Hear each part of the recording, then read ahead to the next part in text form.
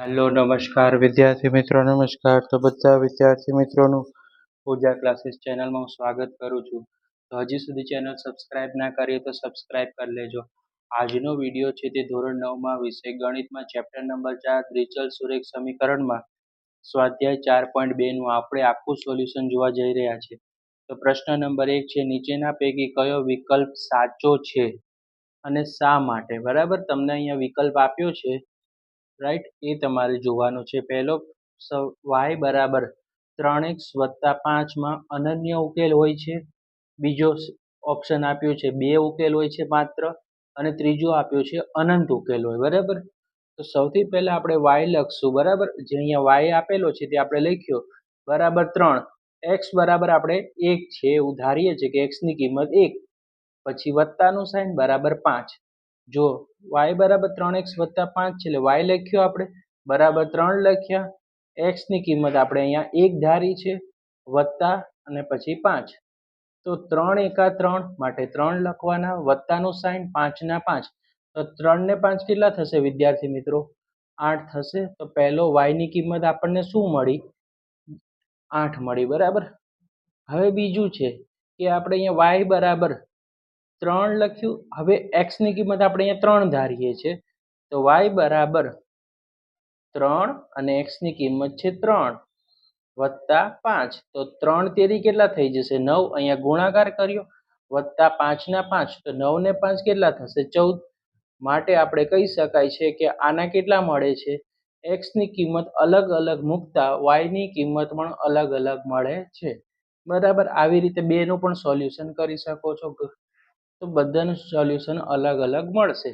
પ્રશ્ન નંબર 2, નીચેના પૈકી પ્રત્યેક સમીકરણના 4 ઉકેલ મેળવો. તો સવાલ છે 2x + y બરાબર 7. હવે y ને શું કરવાનું છે? આપણે કિંમત મેળવવાની છે. y ને આપણે કરતા બનાવીએ. તો y ને આપણે કરતા બનાવીએ તો y બરાબર 7 - 2x. y કરતા બની ગઈ તો 7 આપણે અહીંયા લઈ આવ્યા, અહીંયા વત્તા 2x છે, જ્યારે નીચે આવે ત્યારે શું થઈ જાય? -2x. હવે આપણે ધારીએ કે x બરાબર 0 લેતા, તો x ની કિંમત આપણે શું લેવાની? હવે 0 લખશું. તો y બરાબર 7, માઇનસનું નિશાન 2 ના 2, x ની જગ્યાએ આપણે શું લખવાનું? 0. તો 7 ના 7, પછી બાદબાકીનું નિશાની 2 × 0 એટલે 0. તો 7 માંથી 0 જશે તો કેટલા મળે આપણને? 7 ના 7. તો x બરાબર 0 હોય ત્યારે y ની કિંમત કેટલી આવશે? 7 આવશે. તો અહીંયા લખવાનું કે x બરાબર 0, તો y ની કિંમત આપણે અહીંયા 7 મેળવી. હવે આપણે x બરાબર 1 લઈએ તો y બરાબર 7, 2 ના 2. હવે x ની કિંમત આપણે કેટલી લેવાની વિદ્યાર્થી મિત્રો? 1 લેવાની છે. બરાબર, એટલે 7 ના 7, 2 એકા 2. તો 7 માંથી 2 જશે તો કેટલા વધશે વિદ્યાર્થી મિત્રો? 5. માટે આપણે લખી શકાય જ્યારે x હશે ત્યારે y ની કિંમત કેટલી હશે વિદ્યાર્થી મિત્રો? 5 હશે. હવે x બરાબર 2 લેતા, તો y બરાબર 7 ના 7 બરાબર 2 ના 2. x ની કિંમત હવે કેટલી લખવાની? 2. તો 7 - 2 દુ 4. તો 7 માંથી 4 જાય તો કેટલા વધે? તો કે y બરાબર 3. તો આપણે અહીંયા લખી શકીએ છીએ કે જ્યારે x બરાબર 2 હશે તો y ની કિંમત અહીંયા 3 આવશે. હવે એવી જ રીતે x બરાબર 3 લઈએ તો y બરાબર 7, 2 ના 2, x દેખાય ને આપણે કેટલા મૂકવાના? 3. તો 7.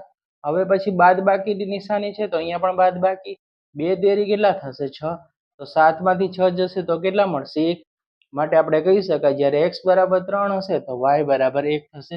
તેથી કોષ્ટક બની ગયું કે x બરાબર 0 હોય ત્યારે y ની કિંમત 7 હશે, x ની કિંમત 1 હશે ત્યારે y ની કિંમત 5 હશે, x ની કિંમત 2 હશે ત્યારે y ની કિંમત 3 હશે, અને x ની કિંમત 3 હશે ત્યારે y ની કિંમત 1 હશે. તો આ એનું સોલ્યુશન પરથી લખી શકાય છે. ઓકે, હવે બીજો દાખલો છે કે πx + y બરાબર 9. તો y ને આપણે કરતા બનાવી દઈએ, y ની કિંમત આપણે કરતા બનાવીએ તો y બરાબર 9 - πx. x બરાબર 0 લેતા તો y બરાબર 9 - π × 0.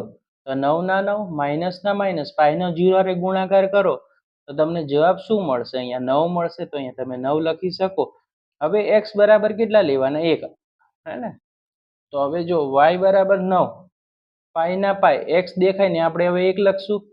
તો 9 ના 9 પાઈનો એકારે ગુણાકાર 9 લખ્યા માઇનસ લખ્યા પાઈનો એકા પાઈ, તો આનો જવાબ આવ્યો.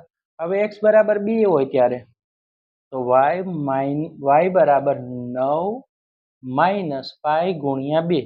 તો 9 ના 9 વિદ્યાર્થી મિત્રો પાઈનો 2 હારે ગુણાકાર કરો તો 2 પાઈ થઈ જશે. એવી જ રીતે x બરાબર 3 તો y બરાબર 9 માઇનસ પાઈ ગુણ્યા 3. પાઈનો 3 હારે ગુણાકાર કરો 9 ના 9 માઇનસ 3 પાઈ. તો આપણે લખવાનું કે x બરાબર 0 હતા ત્યારે y બરાબર 9, હે ને, x ની કિંમત 0 હતી ત્યારે y ની કિંમત આપણને 9 મળી.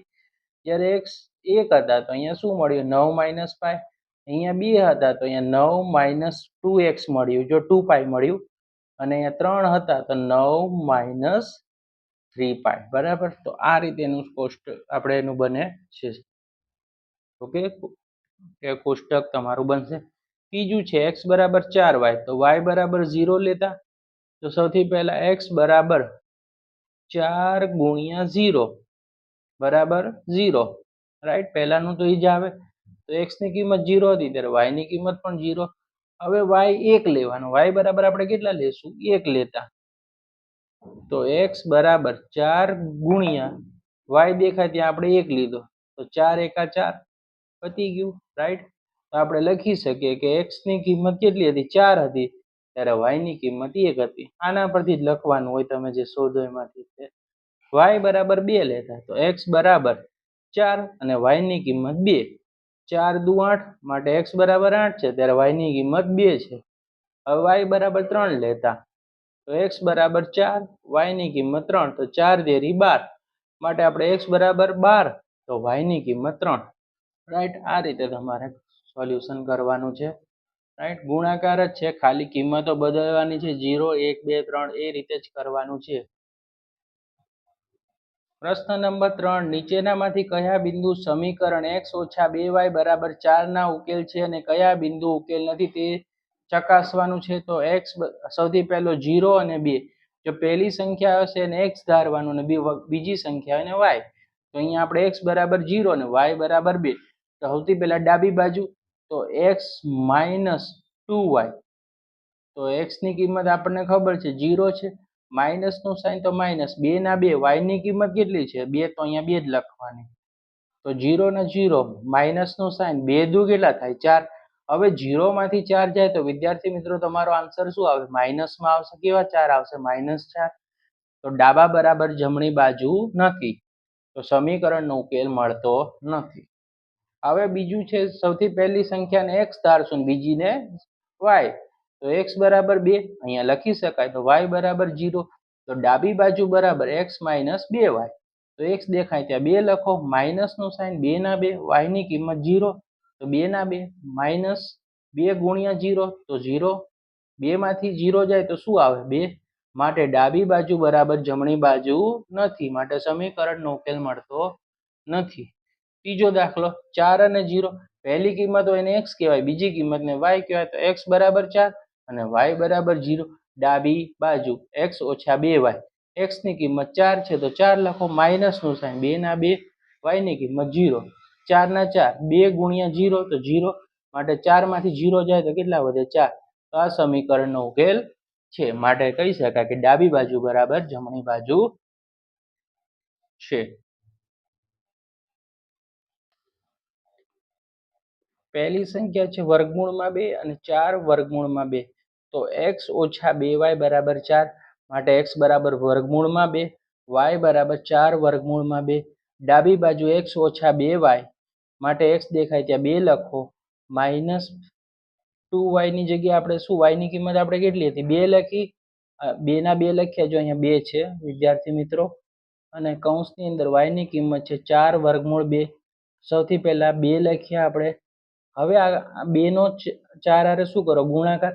તો 2 ચોકું કેટલા થઈ ગયા 8 વર્ગમૂળમાં 2 ના 2. ઓકે, આ વસ્તુ ધ્યાન રાખવાની છે તમારે. ઓકે, 8 માંથી 1 અહીંયા આપણે અહીંયા x ની જગ્યાએ 1 લખ્યો છે 1 વર્ગમૂળમાં 2. 8 માંથી 1 જશે તો કેટલા આવશે 7 અને વર્ગમૂળમાં 2 ના 2 આવી જશે કારણ કે વર્ગમૂળ 2 ની કિંમત શું થાય 2 વખત હોય તો 1 જ થાય.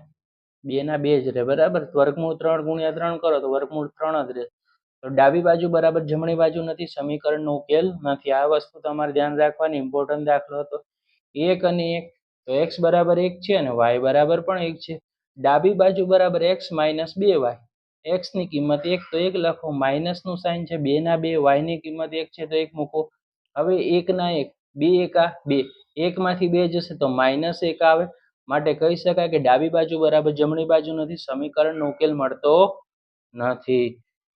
હવે છે ચોથા નંબરનો પ્રશ્ન છે કે x બરાબર 2, y બરાબર 1 એ સમીકરણ 2x + 3y બરાબર k નો એક ઉકેલ હોય તો k ની કિંમત શોધવાની છે વિદ્યાર્થી મિત્રો.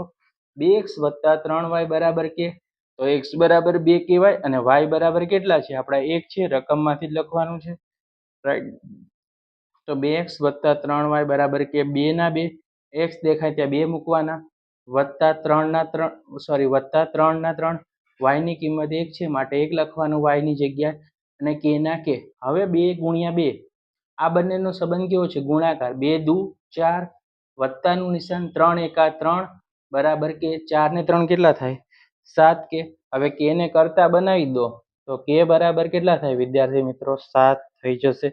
તો અહીંયા આપણું જે છે તે આપણો એ સ્વાધ્યાય 4.2 નું વિડીયો જે સોલ્યુશન છે તે સમાપ્ત થાય છે. વિડીયો પસંદ આવે તો વિડીયોને લાઈક કરી દેજો, ચેનલને સબસ્ક્રાઈબ કરી દેજો અને વિડીયો તમારા મિત્રો સાથે શેર કરવાનું ભૂલતા નહીં. Okay, like, share and subscribe.